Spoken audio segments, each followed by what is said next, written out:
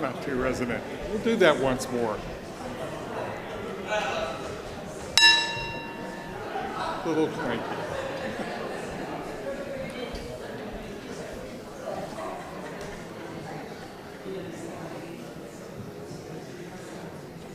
That sounded much better when I practiced it.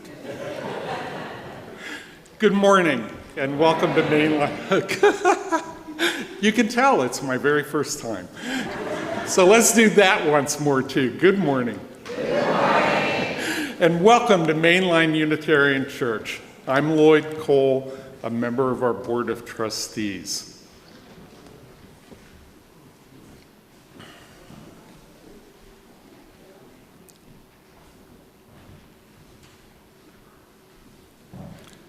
MLUC is a special community.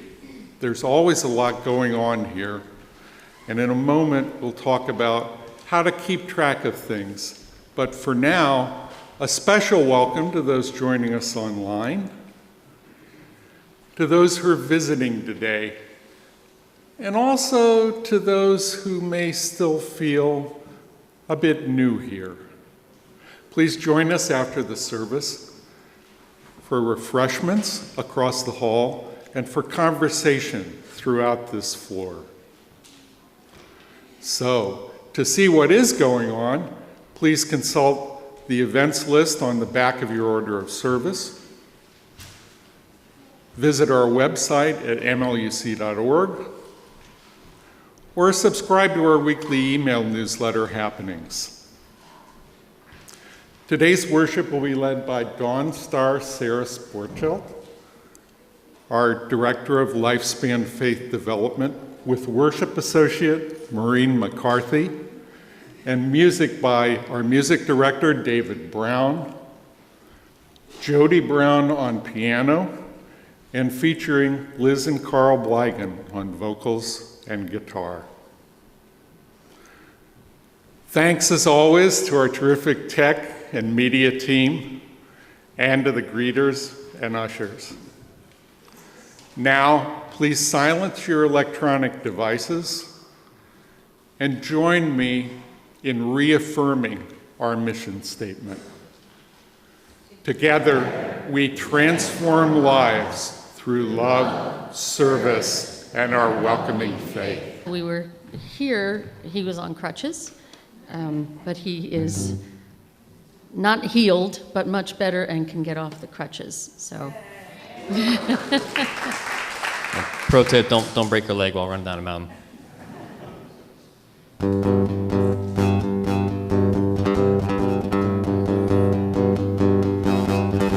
The morning hits me up early. I follow my thoughts down the road.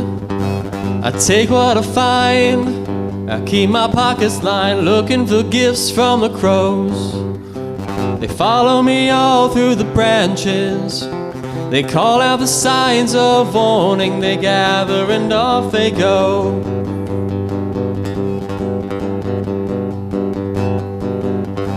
They follow me all through the branches.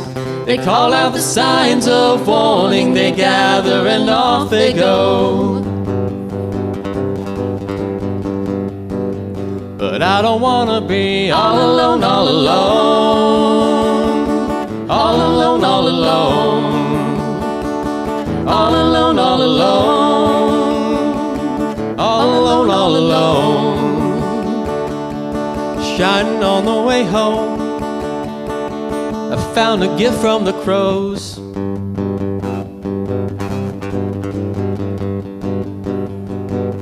There's a candle set on the table. There's an orange burning low in the sky. There's a fragile peace washing over me, but never our pace is a night. And we're telling the tales of our longings, and we're piercing the veil with the stars that we scored from memory.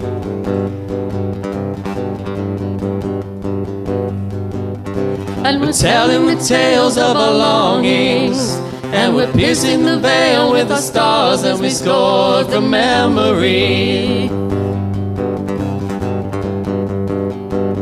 But I don't wanna be all alone, all alone.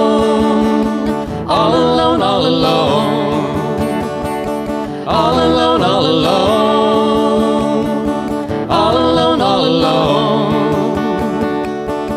Shining on the way home, I found these gifts from the crows.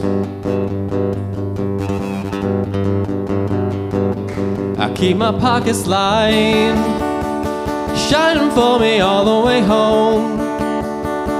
All of these gifts from the crows.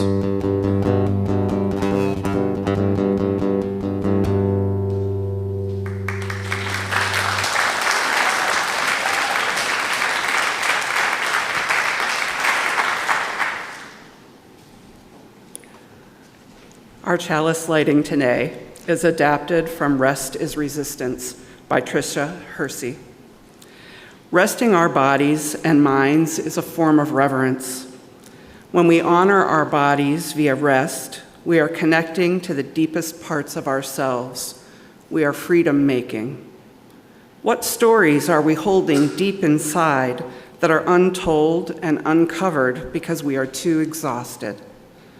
This rest work is holding space for our memories, our micro-histories, and all the things that make us human. We light this chalice in honor of seasons of rest and rejuvenation. Here is our candle set upon the table, a reminder of peace. Please rise in body or spirit to join in singing our opening song, Loosen by Ailey Halpert.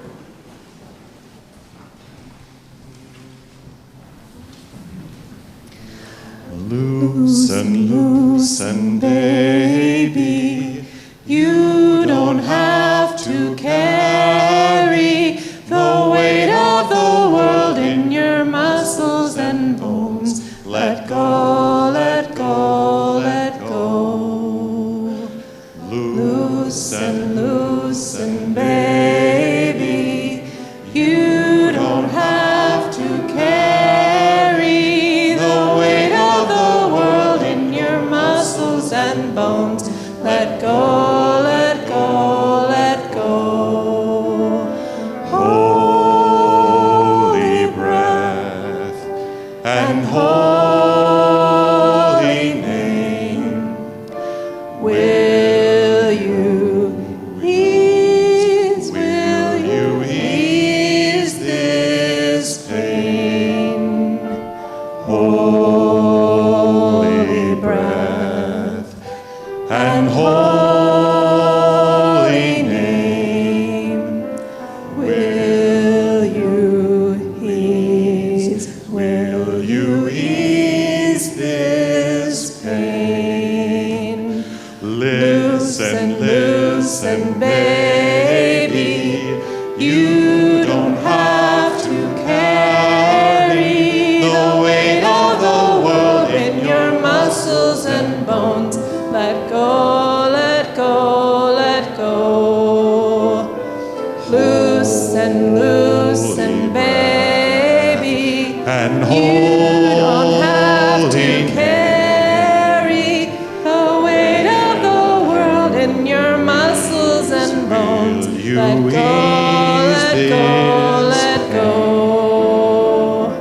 Listen, loosen, baby, you don't have to carry the weight of the world in your muscles and bones. Let go, let go, let go. Let go, let go, let go. Let go, let go, let go.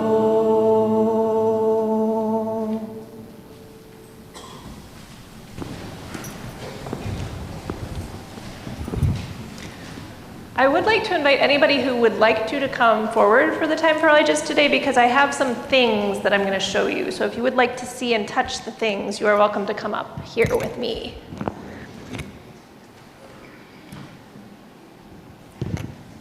So you may have noticed, or you may not have noticed, that I wasn't here from April. You can come over, come closer. I wasn't here from April through the end of June.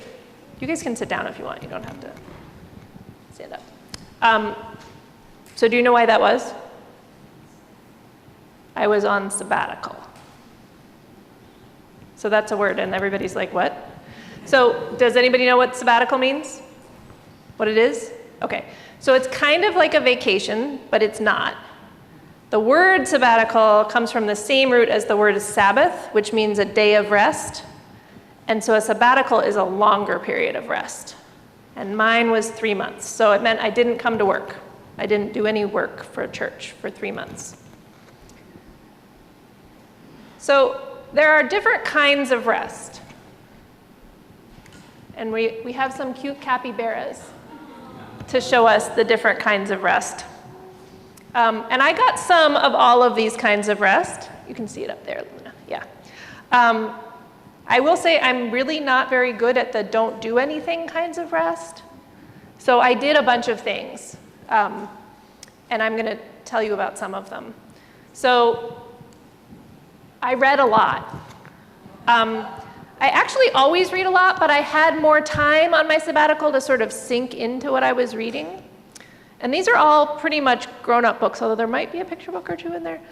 So I wouldn't necessarily recommend any of them to you guys at this moment, but some of the rest of you might enjoy some of them, and if you want to ask me about them, I'm happy to tell you what I think you would enjoy, or what I would recommend. So reading for me is mental rest. So my daughter asked me to make leg warmers, because she's a dancer. Oh, these are upside down. So she asked me to make her leg warmers. You guys can see what they feel like. They're wool. And then also, we decided I would make a sweater. And the thing about this is that I've been knitting since I was 8 years old. And I've knit scarves, and I've knit, you know, socks and mittens and hats and these leg warmers. What? Either me or mommy. It could be daddy. We have a clothing line for style. Yeah, there's a lot of things that are knit. However, I've never knit a sweater before, ever. And obviously it's not done, it needs another sleeve. But I think it's turning out okay. I think my sweater's turning out okay. Yeah. And then I also, one of my art forms is quilting. And I've had a quilt in my head for close to 20 years of 4 seasons of a pattern that's called Pine Trees. And I've never had time to do it. So on sabbatical, I went to a fabric store in Lancaster, and I bought fabric, and I started with winter. And I cut out all the winter pieces, and I put them together. And you can see over here I made a mistake, so I patched it. It's a good thing about quilts is you can adjust.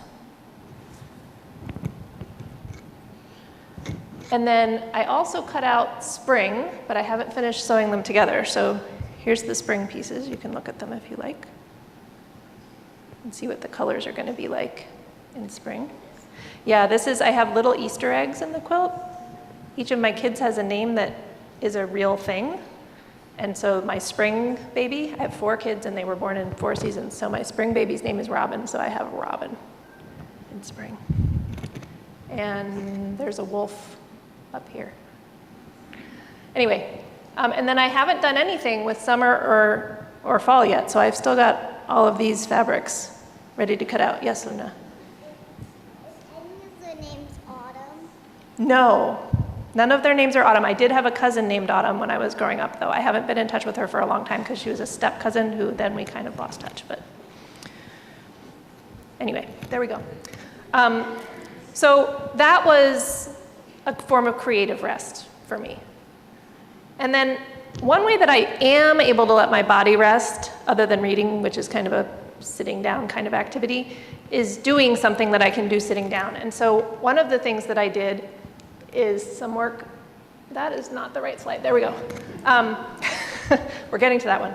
Some work on my family tree. And so this is the state of my family tree right now. I know most of our ancestors back about 6 or 7 generations, which gets you back to about 1800.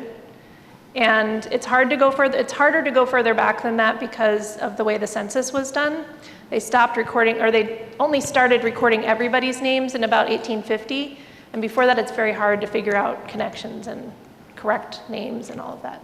Although I do have some branches that go back a lot further than this, because people were very interested in colonists in New England and their ancestry. So I have one branch that goes back to 1208, I think. But that's one branch out of, like, at that point you've got 6,000 ancestors. So, but the reason I like genealogy is that I really like history, and I really like the kind of history that's about real people doing ordinary things. And you can't really get much more personal than your personal history. So that's what I find fascinating about this, knowing where I came from. And there are things that I found out that I'm proud of, and there are things that I found out that I'm very not proud of. And there are things that made me sad, and there are things that made me laugh. I'll tell you one of the funny ones. My name is Dawn Starr, and I am named for my great-grandmother, whose name was Starr. But in a different branch of my family tree, I have a great-great-great something uncle whose name was Star Spangled Banner Osborne. And I'm not named after him because I don't think anyone in my family knew that he existed before I started doing genealogy. He apparently went by Bun later in life. I don't know why you wouldn't want to be going around being called Star Spangled Banner Osborne, but he didn't like that idea. Maybe it was too long. Yeah, it was probably too long, yeah, and a little awkward. So that is what I did on my sabbatical, and I'm glad to be back. And children and youth may go to their classes and their teachers, and Tina will help you figure out where you're going because I'm also preaching the sermon, so I'm staying in here. Have a good time.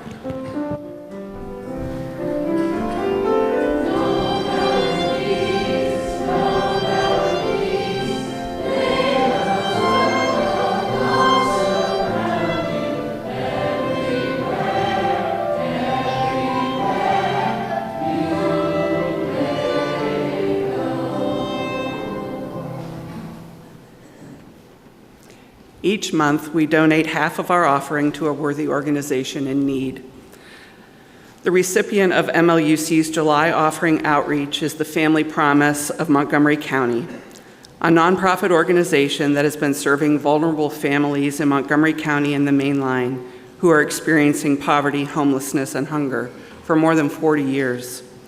We have a brief video to tell us more about the work that Family Promise does.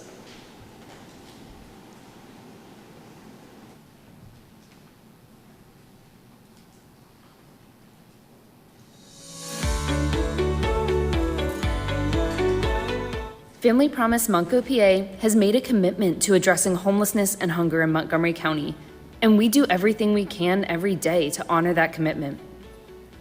Sometimes that means sitting at a desk and meeting with families. Sometimes that means delivering food, and sometimes that means taking a stand, literally. This May, the FP Montco team went to Harrisburg and joined the collaborative advocacy network of the Bucksmont Collaborative and dozens of other local organizations to advocate for affordable housing policies and access to behavioral health care systems. But what does that mean? Well, did you know that 22% of households in Montgomery County and 27% of households in Bucks County are living above the federal poverty line, but below the cost of living in their respective counties? That means that although they're working, they are frequently making choices about whether to spend money on rent or mortgage, or things like food, medicine, car repairs, and childcare. The lack of affordable housing has reached a crisis point in Bucks and Montgomery counties, and we need to take action to prevent the crisis from worsening. We're sharing about 3 housing priorities today. The first is raising the FAIR funding cap. FAIR is the Pennsylvania Housing Affordability and Rehabilitation Enhancement Fund. FAIR delivers tens of millions of dollars each year to communities in every county to expand low-income housing, prevent homelessness, remediate blight, and promote home ownership. But the current funding cap is $40 million. Our goal is to increase the program's cap to $100 million over the next 3 years. The second housing priority is supporting funding in the Department of Human Services budget for eviction prevention. The state average of evictions is 7.1%, but both Montgomery and Bucks counties are in the top tier of eviction filing rates in this state, sitting at 8.79 and 9.84%. The third housing priority is supporting zoning reform. Our ability to address the housing affordability crisis is impacted by the overly restrictive and bureaucratic zoning laws across the counties. To put it simply, building and preparing affordable housing is outlawed where it's needed most. But housing isn't the only thing we're advocating for today. The second is behavioral health access policies. The need for behavioral health services is growing while funding falls behind. Nearly 34% of Pennsylvanians have a mental illness or substance use disorder. In 2012, base funding for counties was cut by 10%, and it has not been restored since, with only a 3% increase in 2023. We're asking for an increase in funding that focuses on prevention, early intervention, and coordination between systems. Second, we need to stabilize, strengthen, and expand the behavioral health workforce to right-size our staffing response to growing behavioral health needs. We're also standing up for mental health parity. There is inequity in reimbursement rates between primary care physicians and behavioral health care professionals. This creates a barrier to finding and receiving appropriate mental health care. And in this last point, you'll realize that everything is connected. If we want to attract and retain a strong behavioral health workforce, they need to be able to afford to live here. Housing is foundational to the health and wellness of individuals and communities. For so many in our region, housing is just not attainable. And that's why we're here. We won't sit and watch. We are active advocates, and we want to fight for our families because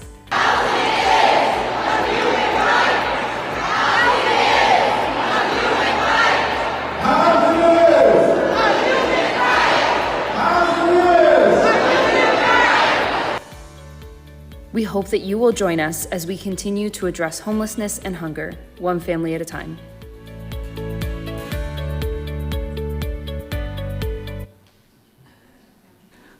The vision of Family Promise is that of a community where neighbors come together to ensure every family has a home, enough nutritious food, and the chance to find a better future. If you'd like to make a cashless donation, please follow the instructions on the screen or in the order of service. The offering will now be gratefully received. Would the ushers please come forward?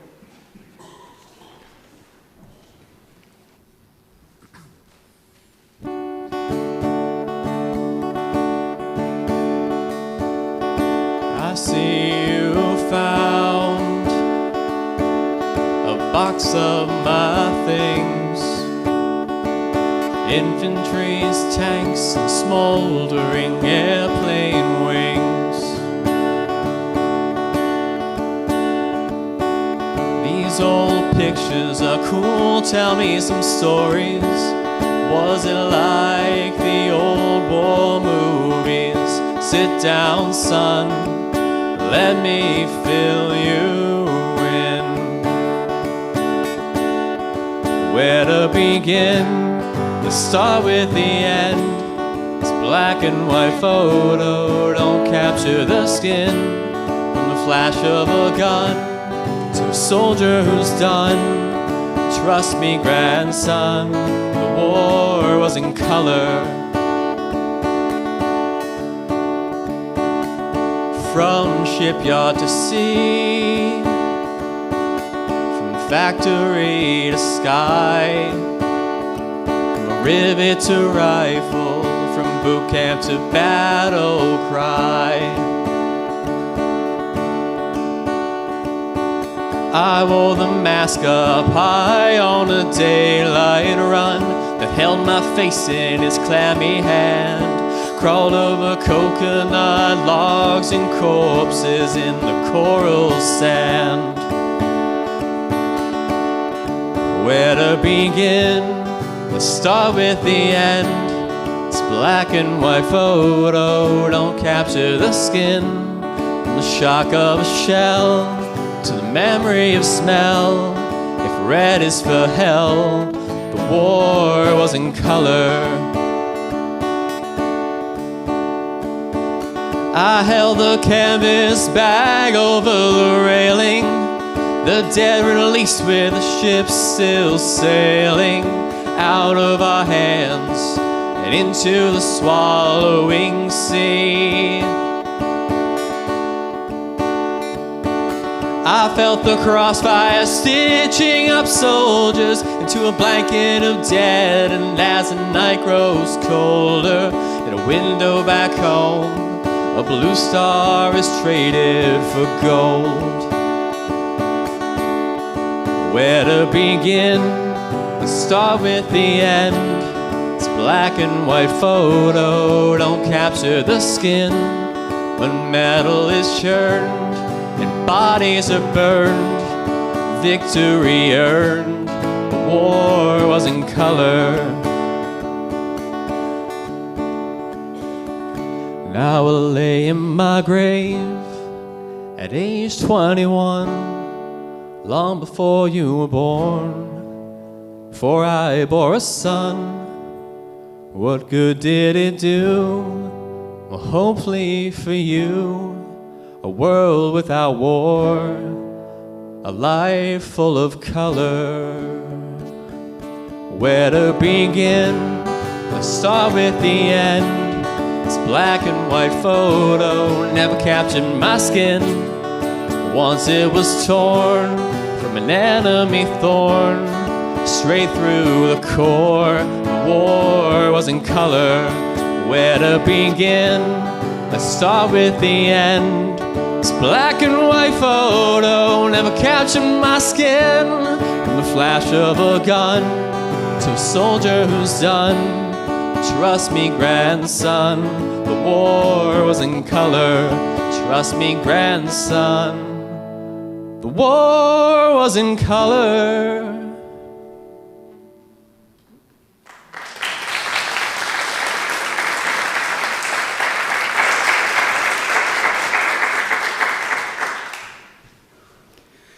It is our custom at MLUC to share our personal joys and sorrows, expecting to be heard, accepted, and supported.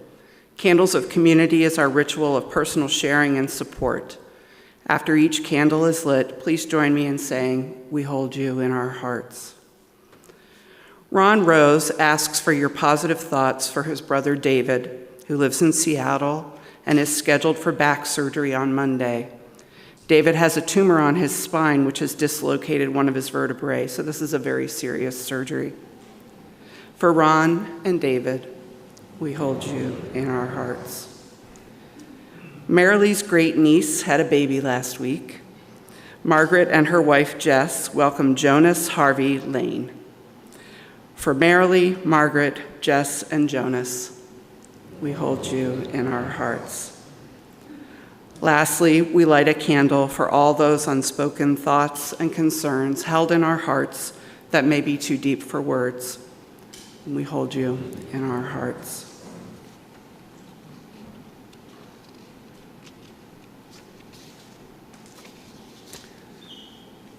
Today's reading is The World Keeps Ending and the World Goes On by Franny Choi. Before the apocalypse, there was the apocalypse of boats, boats of prisoners, boats cracking under sky iron, boats making corpses bloom like algae on the shore. Before the apocalypse, there was the apocalypse of the bombed mosque. There was the apocalypse of the taxi driver warped by flame. There was the apocalypse of the leaving and the having left, of my mother unsticking herself from her mother's grave as the plane barreled down the runway. Before the apocalypse, there was the apocalypse of planes. There was the apocalypse of pipelines legislating their way through sacred water, and the apocalypse of the dogs. Before which was the apocalypse of the dogs and the hoses. Before which, the apocalypse of dogs and slave catchers whose faces glowed by lantern light. Before the apocalypse of bees, the apocalypse of buses, border fence apocalypses, coat hanger apocalypse, apocalypse in the textbook's selective silence. There was the apocalypse of the settlement and the soda machine, the apocalypse of the settlement and the jars of scalps. There was the bedlam of the cannery, the radioactive rain, the chairless martyr demanding a name. I was born from an apocalypse and have come to tell you what I know, which is that the apocalypse began when Columbus praised God and lowered his anchor. It began when a continent was drawn into cutlets. It began when Kublai Khan told Marco, begin at the beginning. By the time the apocalypse began, the world had already ended. It ended every day for a century or two. It ended, and another ending world spun in its place. It ended, and we woke up and ordered Greek coffees, drew the hot liquid through our teeth as everywhere the apocalypse rumbled. The apocalypse remembered our dear, beloved apocalypse.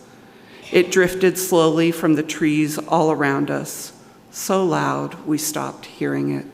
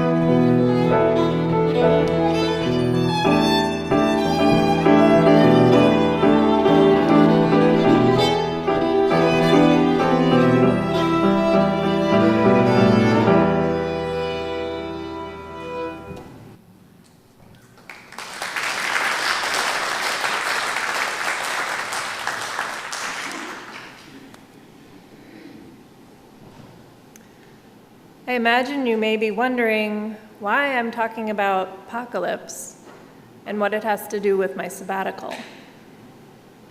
I promise we will get there. And we will get there mostly through stories, because I am much more of a storyteller than a preacher. In the words of the song, "Where to Begin? Let's Start at the End." And in the words of our reading, "The world keeps ending and the world goes on." So the first story is about words. In its Greek root, the word apocalypse means an event that shows you what was already there, truths that already existed and are now revealed. A catastrophe, in contrast, is a sudden change from one reality to another altogether. We commonly use both words to mean basically the same thing: disaster, or the end of the world. There are many ways in which the world as we know it ends all the time. A scary diagnosis, divorce, death, losing a job, even good things like having a baby or an exciting move. And there are ways the world as we know it may end more completely. Climate change, financial collapse, political revolution or devolution, war, nuclear war. Catastrophes are often something more limited in scope, affecting some specific group of people or area or set of ideas. An apocalypse affects everyone, everywhere, all at once. When a catastrophe happens, people and communities may or may not learn from that experience. It's possible after a catastrophe to go back to sort of how things were, although maybe not in the exact same place or the exact same way. Think of people rebuilding their homes on the bank of a river that just overflowed in a 100-year flood. Maybe they're rebuilding a little further back from the banks, but they haven't moved to a completely different place altogether. In an apocalypse, there's no going back. Think of ancient cities found far underwater along a coastline that shifted, perhaps all at once in a cataclysm, that's another great word, of an earthquake or a volcano, or maybe 1,000 or 2,000 years of slow, gradual change. After any end of the world, there will most likely still be a different world than before in existence, with at least some people living in it.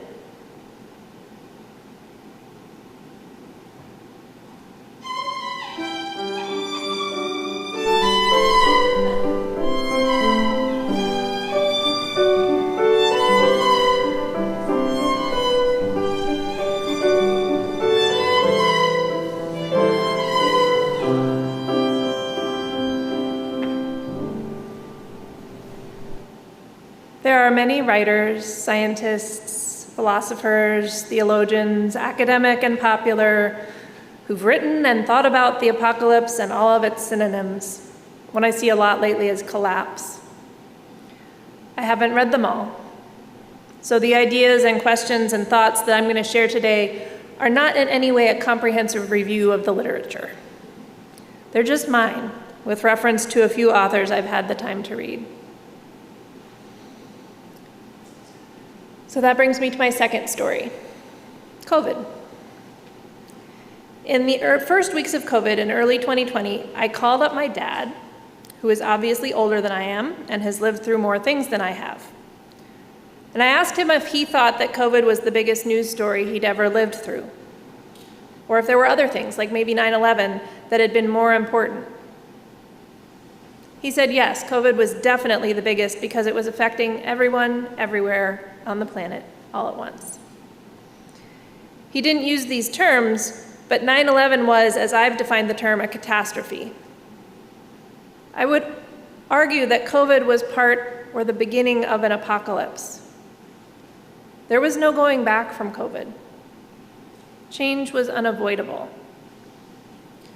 And each of us in this room or watching online, unless there are babies here, had our own experience of that apocalyptic shift and how our lives changed during the shutdown, the protests against racist policing, the elections, so forth and so on. Your experience and how you understand its meaning might be quite different from mine, and that's fine. I'm just sharing how it was and is for me. And how I came out of 2020 and 2021 was significantly, physiologically burnt out. I want to be clear that it's not the congregation's fault that I burned out. It's not my family's fault that I burned out. It's not really anybody's fault that it burned out. I burned out because I, under intense, unavoidable stressors, was not able to allow myself to rest.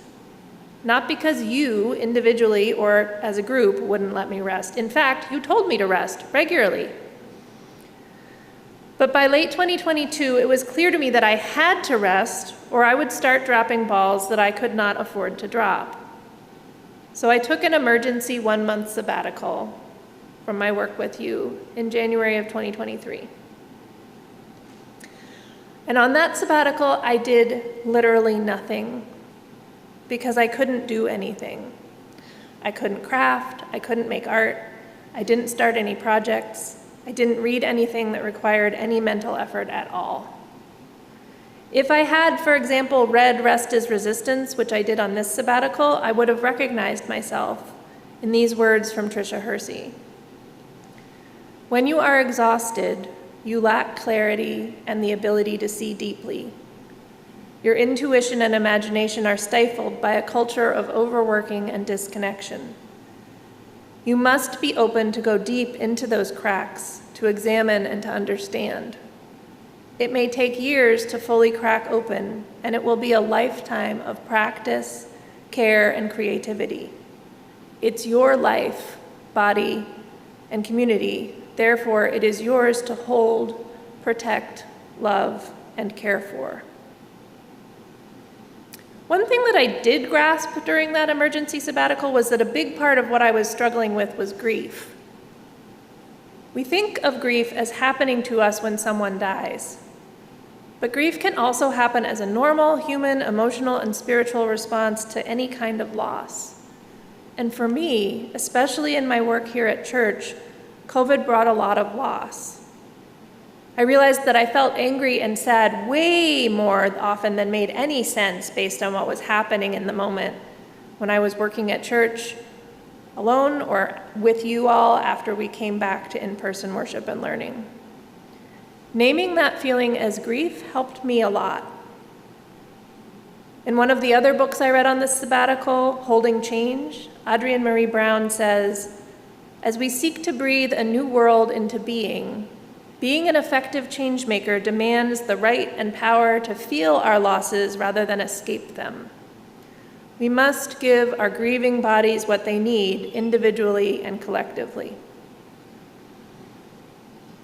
So after that emergency sabbatical, I tried to give my grieving body and spirit what it needed while coming back fully into my work world here. I also took better care of myself in other physical, emotional, and spiritual ways. And I'm very happy to say that by the time I took this 2026 sabbatical from April through June, it wasn't an emergency sabbatical. This time I had the time and energy to do more, as I shared with you in the Time for All Ages, and to think more.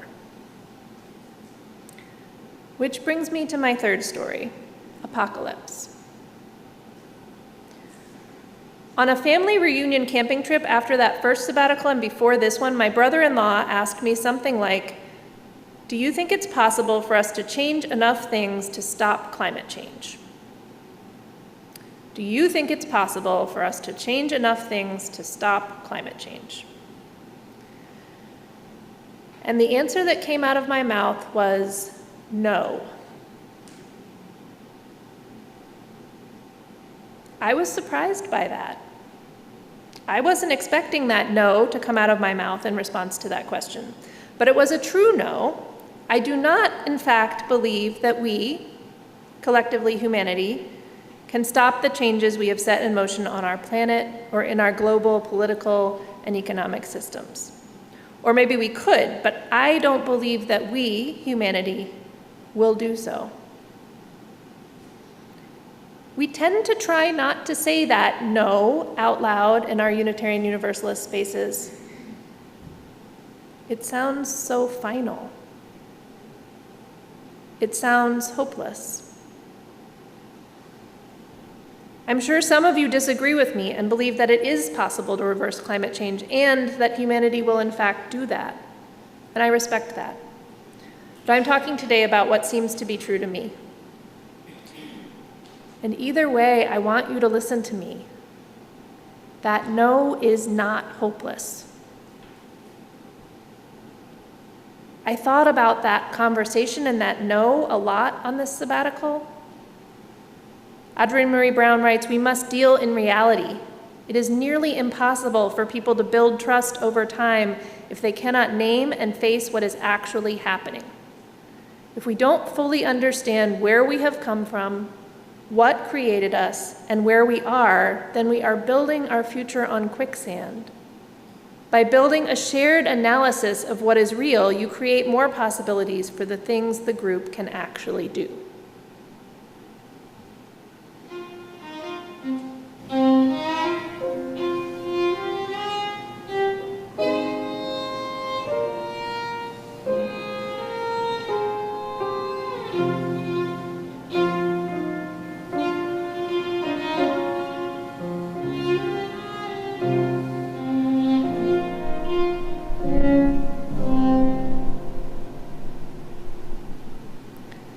I thought about that conversation and that no, and I framed these thoughts with some very simple questions. I invite you to, as Brown says, build a shared analysis in response to these questions with me. I promise it does not end in despair. So, first question. If you knew that the world as you know it would end by whatever means in 5 minutes to 5 days, what would you do? I think that given 5 minutes, mostly a lot of us would freeze and do nothing at all because that's too short of a time to react and form a response.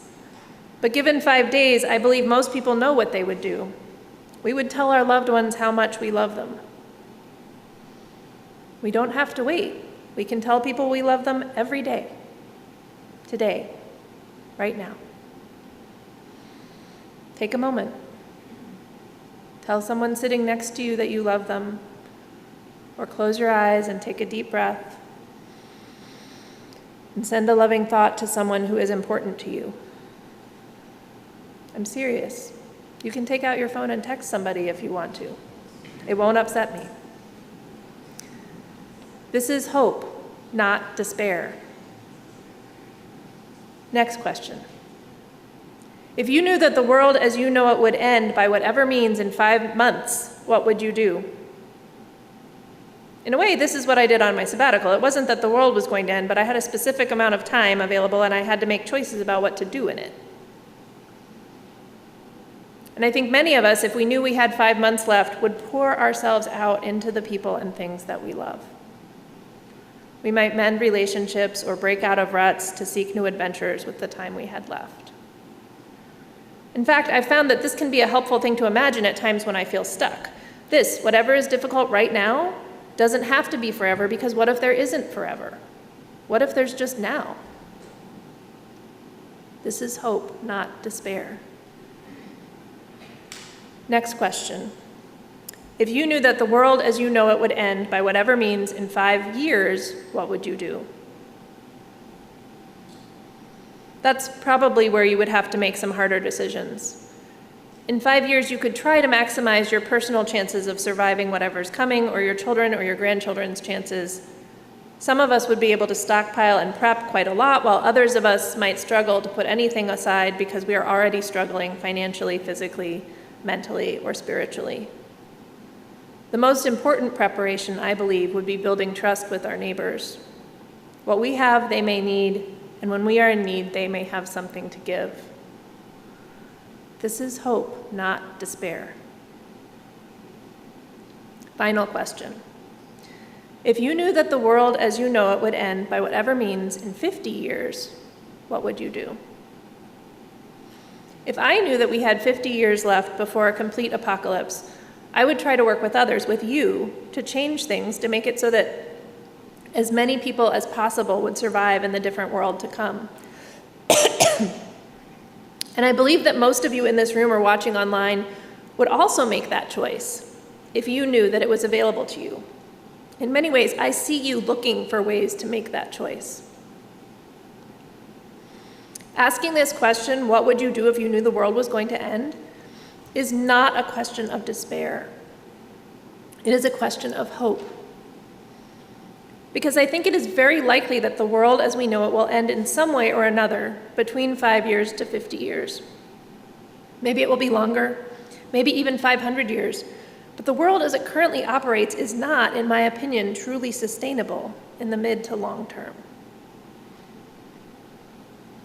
Tricia Hersey writes, Octavia Butler shares a powerful truth related to imagination. The very act, we have water. I didn't put it here. I don't know how it got here. But it's been here long enough to lose germs.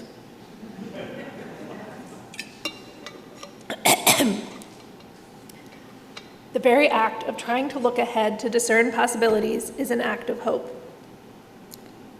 If I could repeat this over and over, like a call to prayer blasted on speakers throughout the land, stirring in my heart, whispering in ears, etched into our psyche, and tattooed gently in the palms of all who feel even a glimmer of hope, I would do so.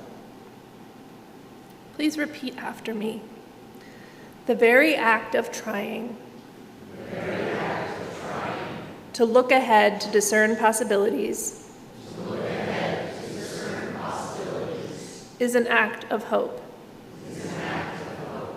We are trying to look ahead. We are trying to discern possibilities. The good thing about trying is that usually when you keep trying, you get better at whatever you are trying to do. The very act of trying to look ahead, to discern possibilities, is an act of hope.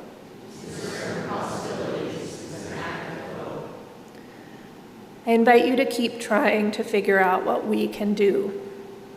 When you feel more despair than hope, come together with others who are also trying, here or elsewhere, because that will build your capacity for hope. The very act of trying to look ahead to discern possibilities is an act of hope. I invite you to rise, or in body or spirit, to join me in singing our closing hymn, number 346, Come Sing a Song With Me, which is all about hope and finding it when that seems hard and doing it together.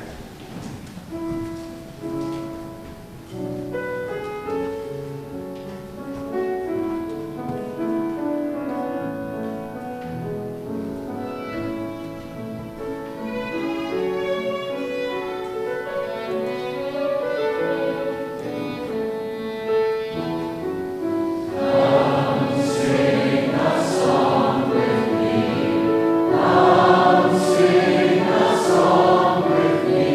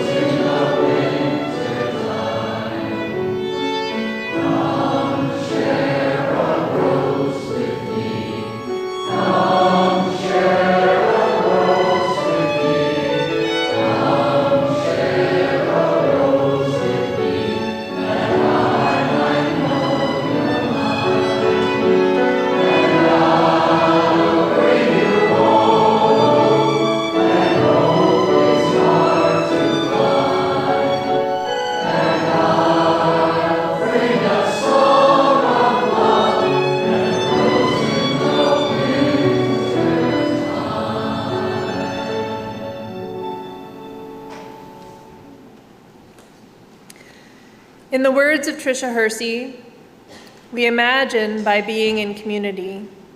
We imagine by receiving and offering radical care. We imagine by embracing and running towards our interconnectedness. Let us dream and move and share together. Let us ask questions of hope, and may we not despair. Please remain seated for the postlude.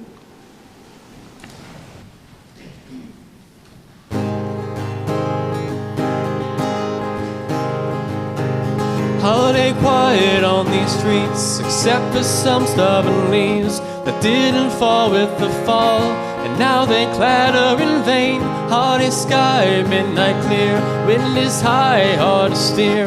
Old muffler rumbles like an old fighter plane, in search of some rest, in search of a break from a life of tests, where something's always at stake. Something's always so far. What about my broken car? What about my life so far? What about my dream? What about everything? What about aeroplanes and what about ships that drank the sea? What about the moon and stars? What about soldier battle scars and all the anger that they eat? Well, I am not in need. Get away and come with me. Come away with me and we'll see if I was right on that night, that our future was made before time takes each year like a knife, cuts it clear. It's school, then work, and then life that just sharpens the blade. I think about time for fun, I think about time for play, then I think about being done with no resume, with no one left to blame. What about fortune and fame? What about your love to obtain? What about the ring? What about everything? What about aeroplanes and what about ships that drank the sea? What about the moon and stars? What about soldier battle scars and all the anger that they eat? Well, I am not in need. Holiday quiet on these streets, except for some reason me. The hometown harbor lights bright, the sailboats clatter in vain. Holiday sky, midnight clear, wind is high on this pier. I find it hard to complain when compared with what about everything? What about aeroplanes and what about ships that drank the sea? What about the moon and stars? What about soldier battle scars and all the anger that they eat? What about aliens? What about you and me? And what about gold beneath the sea? What about when buildings fall? What about that midnight phone call, the one that wakes you from your peace? Well, I am not in need.